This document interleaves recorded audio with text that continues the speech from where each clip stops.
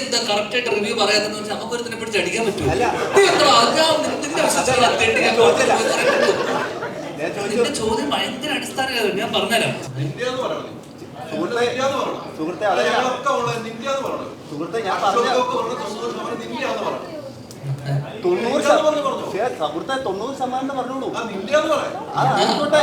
First ഇപ്പൊ എന്താ നിന്റെ ചോദ്യം? അപ്പൊ ചോദ്യം ഒരു സിനിമ ഇപ്പൊ ഇവിടെ ഇറങ്ങുന്ന എല്ലാ സിനിമകളിലെയും റിവ്യൂ അടിസ്ഥാനത്തിൽ നമ്മൾ നോക്കുകയാണെങ്കിൽ എല്ലാവരും നല്ല പോസിറ്റീവ് റിവ്യൂ പറഞ്ഞിട്ട് പോകുന്നു.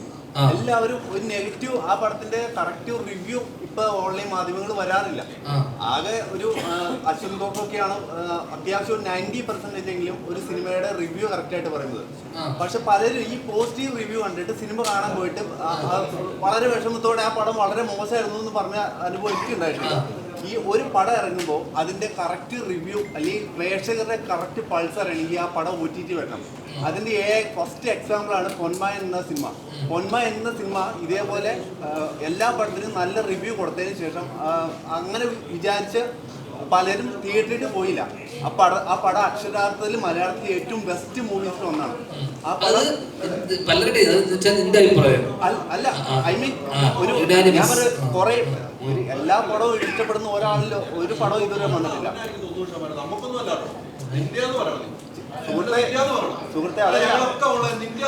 സുഹൃത്തെ ഞാൻ പറഞ്ഞു 90% പറഞ്ഞോളൂ.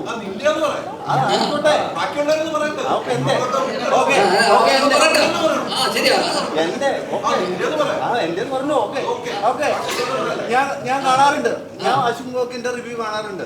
എനിക്കത് വർക്ക് ആവാറുണ്ട് ചിലതൊക്കെ, എല്ലാമല്ല. ഓക്കെ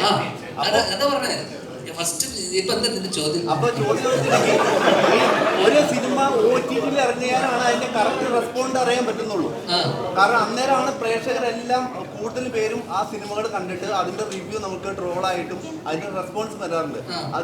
അതായത് ഇപ്പൊ ഒരു സിനിമ ഇറങ്ങുമ്പോൾ എന്താണ് കറക്റ്റ് റിവ്യൂ എല്ലാവരും പറയാത്തതെന്നാണ് എന്റെ ചോദ്യം. ഒരു സിനിമ ഇറങ്ങുമ്പോൾ കറക്റ്റ് റിവ്യൂ ആരും കറക്റ്റ് പറയുന്നില്ല. ഓൺലൈൻ അവരുടെ സെൻസിബിലിറ്റി വെച്ചിട്ട് അവർ പറയാൻ പറ്റുള്ളൂ. ഓരോരാൾക്കും ഓരോ ബുദ്ധി ആലോചനയല്ലേ. അത് നീ ഇപ്പൊ എന്നോട് ചോദിച്ചിട്ട് നീ എന്താ കറക്റ്റ് ആയിട്ട് റിവ്യൂ പറയാതെന്ന് വെച്ചാൽ നമുക്ക് ഒരുത്തിനെ പിടിച്ച് അടിക്കാൻ പറ്റും.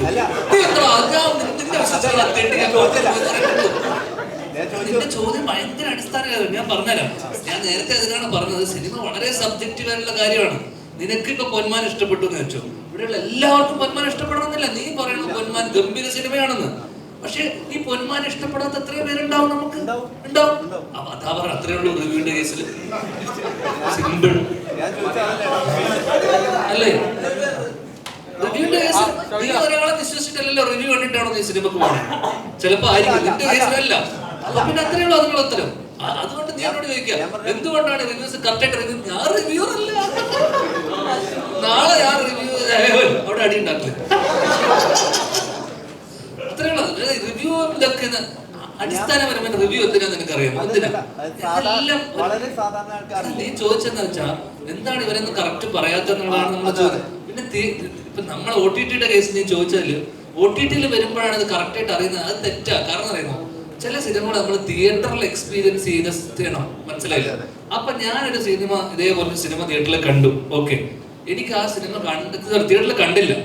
കാണാത്ത സിനിമ ഞാൻ OTTയിൽ, അത് തിയേറ്ററിൽ സൂപ്പർ ഹിറ്റ് ആയ സിനിമയാണ്. ഓക്കെ, ആ സിനിമ കണ്ടിട്ട് പിന്നെ ഞാൻ OTTയിൽ വരുമ്പോൾ കാണുന്ന സമയത്ത് ഞാൻ ഇതേപോലെ തന്നെ ഞാനൊരു ഡിസ്കഷനിൽ എനിക്കൊന്ന് അശ്വനിന്റെ അടുത്ത് അവരുടെ തന്നെ ഫോണിൽ സംസാരിച്ചപ്പോൾ ഞാൻ ചോദിച്ചു ഇതെന്താണ്, ഇത് ഭയങ്കര അഭിപ്രായമുണ്ട് പക്ഷെ എനിക്ക് ഇഷ്ടപ്പെട്ടില്ല എന്ന് പറയുമ്പോൾ എനിക്കൊന്ന് അശ്വൻ തന്നെ പറഞ്ഞു, ഇത് റിവ്യൂവർ തന്നെയാണ്.